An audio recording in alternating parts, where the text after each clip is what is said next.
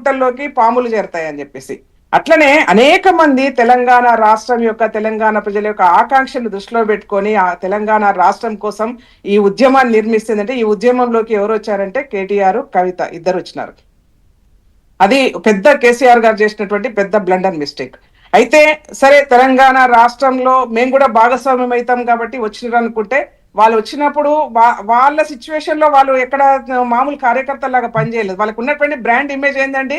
కేసీఆర్ గారి కూతురు, కేసీఆర్ గారి కొడుకు. ఆ ఇమేజ్ తోని వాళ్ళ లీడర్లు అయిపోయారు, ఆ పార్టీ నాయకత్వం వహించారు.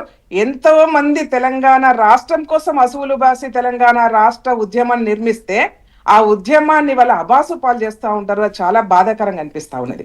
ఎందుకంటే అవహేళన చేసే పరిస్థితి వస్తా ఉన్నది. కేవలం వీళ్ళు ఏంటంటే, ఇవాళ మనం కవిత గారు ఇవాళ తీసుకొచ్చినటువంటి ఎపిసోడ్ చూసినట్టయితే మనకు అర్థమవుతా ఉంది, మొదటి నుంచి కూడా కవిత యొక్క పద్ధతిని మనం స్పష్టంగా మనం గమనించినట్టయితుందంటే, కేవలం వాళ్ళ యొక్క వ్యక్తిగతమైనటువంటి ఇమేజ్ పెంచుకోవడం కోసం తాపత్రయపడతా ఉన్నారు. ఈమె జాగృతి పేరు మీద, బతుకమ్మల పేరు మీద, లేకపోతే ఆయన వర్కింగ్ ప్రెసిడెంట్ పేరు మీద కేటీఆర్ గారు ఎంతసేపు వాళ్ళ యొక్క వ్యక్తిగతమైనటువంటి ఇమేజ్ ని పెంచుకోవాలి, వ్యక్తిగత స్థానాన్ని బలపరుచుకోవాలి.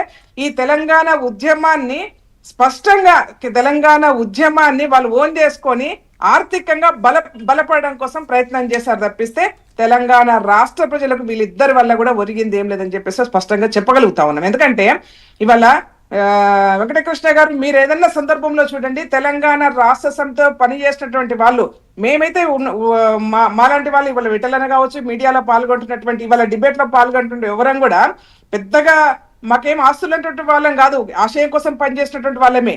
ఆ రోజు కూడా ఏంటంటే, మాకు ఉన్నటువంటి ఆస్తులను తెగ నమ్మి ఉద్యమం కోసం పనిచేశాం, మా జీవితాలను దారిపోసాం.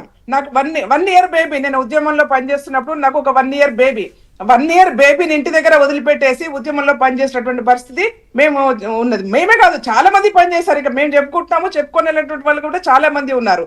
అనేక మంది ఆస్తులు తెగ నమ్ముకున్నారు. ఏజ్ పోయింది, సమయం పోయింది, శ్రమ పోయింది.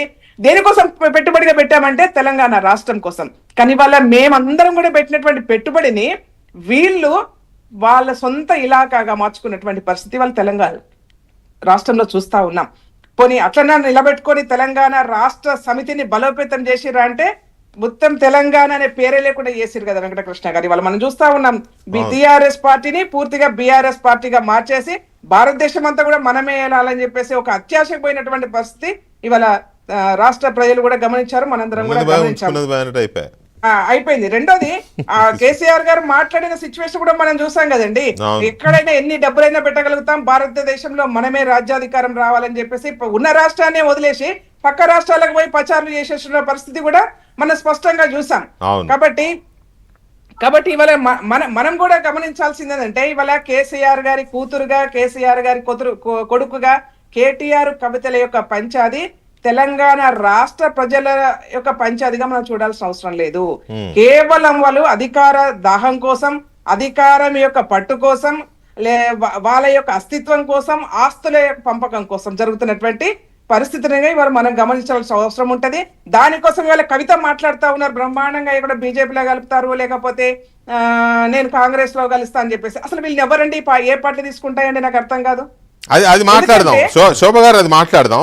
నేను ఎందుకు చెప్తా ఉన్నానంటే, వీళ్ళకు ఉన్నటువంటి అవలక్షణాలు ఎవరికి లేవు, వీళ్ళకు ఉన్న అవలక్షణాలు ఎవరికి లేవు. బరి తెగించి వాళ్ళ రాజకీయాల్లో భాగస్వామ్యమైన తప్పిస్తే ఇవి అసలు వీళ్ళకి ఏం చరిత్ర ఉంది చెప్పండి? వీళ్ళకు ఉన్నటువంటి చరిత్ర ఏంది? ఇవాళ పెద్దగా మాట్లాడుతున్నారు, అసలు గులాబీ కండువా వేసుకున్న వాళ్ళే పోరాట యోధులుగా మాట్లాడుతున్నారే. పిచ్చిరా కొడుకలారా, బయట చాలా మంది తెలంగాణ కోసం పనిచేసినటువంటి వాళ్ళు ఉన్నారు.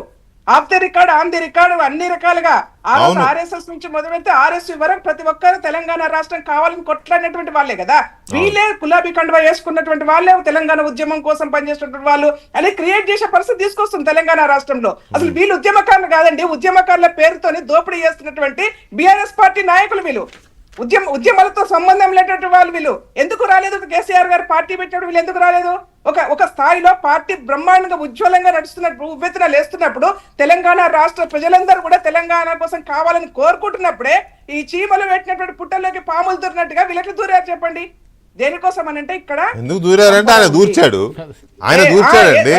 అదే చెప్తున్నా. సరే, దూర్చారా కానీ కేసీఆర్ గారు కట్టడి లేకపోవడం అనేది ఒక ఫెయిల్యూర్ సార్. ఇందాక మా విట్లన్న వీళ్ళందరూ చెప్పినట్టుగా అంటే, కేసీఆర్ గారి ఫెయిల్యూర్ ఎక్కడ కనిపించిందంటే కుటుంబ సభ్యుల్ని ఉద్యమంలోకి తీసుకురావడమే, పార్టీలోకి తీసుకురావడమే. అనేక మంది ఆ రోజు నరేంద్ర గారి నుంచి మొదలు పెడితే మేమందరం కూడా అందరిని ఒకరిని తెలంగాణ రాష్ట్ర కమిట్మెంట్ ఉన్నటువంటి వాళ్ళని ఎవరినైనా సరే పక్కకు జరపాలి.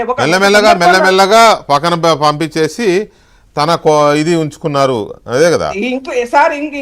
ఇంక్లూడింగ్ వెంకటకృష్ణ గారు, మనందరికీ తెలుసు జయశంకర్ సార్ ని కూడా అవమానపరిచినటువంటి సిచ్యువేషన్ మనకు తెలుసు. ఆఫ్ ది రికార్డ్ వాళ్ళ మా ఇట్లనే తెలుసు. మాకు తెలుసు ఏంటంటే మేము చెప్పలేదు, బయటికి చెప్పలేదు, ఎందుకంటే మా దగ్గర సాక్ష్యం లేదు. కానీ కుక్కకు బొక్కేస్తే కుక్కలాగా కూసుంటాడు అని చెప్పేసి జయశంకర్ సార్ ని అవమానపరిచినటువంటి చరిత్ర సార్ వాళ్ళది. ఎందుకనంటే అవి మా దగ్గర ఆడియోలు లేవు, వీడియోలు లేవు కాబట్టి మేము బయట మాట్లాడలేకపోయినాం. కానీ జయశంకర్ సార్ లాంటి వాళ్ళని కూడా కుక్కతో పోల్చినటువంటి సందర్భము, బొక్కేస్తే అక్కడ కూర్చుంటాడని చెప్పేసి అవహేళనగా మాట్లాడిన సందర్భం. కాబట్టి ఇట్లాంటి వాళ్ళకి ఏంటంటే ఎంతసేపు కమిట్మెంట్ ఉన్నటువంటి వాళ్ళందరూ పక్కకు పోవాలి, బిజినెస్ చేసే వాళ్ళందరూ కూడా రైట్. శోభ గారు ఒక్క నిమిషం. శోభ గారు మొత్తం మీద ఇప్పుడు బీఆర్ఎస్ పార్టీ బీజేపీలో